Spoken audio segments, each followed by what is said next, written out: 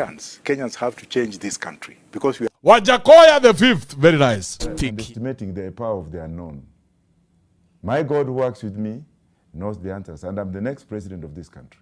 I've always done what I've promised. For the last 62 years I've lived in this world.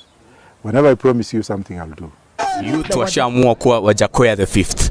Mimi nishaamua Wajackoya the fifth, okay? 2022, this feature will be Wajackoya. And as we finish up then, there is an important aspect that you also highlighted in your manifesto, and that is the shutting down of the standard gauge railway. Why?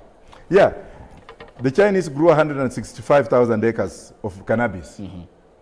They got 3 trillion out of that. They gave Kenya 1.45 trillion from that money. Money from ganja. That's number one. Number two, if you look at the businessmen in Mombasa who are transporting goods from Mombasa to greater part of the continent, mm-hmm.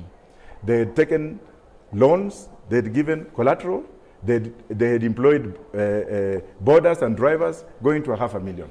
All those people's businesses were put in the rack and they were not compensated. Now this small chum of railway from Mombasa, Kachuma from Mombasa to Naivasha, creating an empty field, taking the Masai land which was communal land in Narok, converting into a dry port. At a dry port, nataka port iko na maji. Then they give a monopoly to this small chuma from Mombasa to the so-called dry port, and then they put these millions of people out of employment without compensation.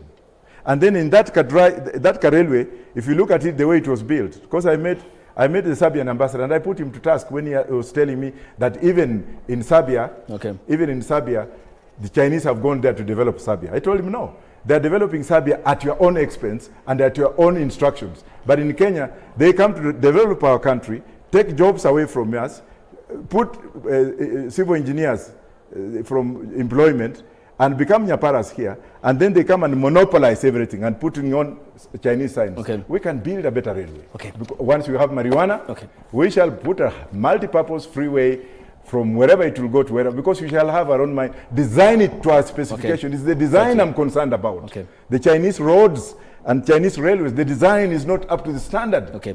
Calling it the Wajackoya effect. Kidogo nasikia 1 million Wajackoya, 2 million. Hey, he must be the most genius I've ever seen in my life. In the comment hapo na nataka comment Wajackoya the fifth. Kwenye comment section, just give me Wajackoya the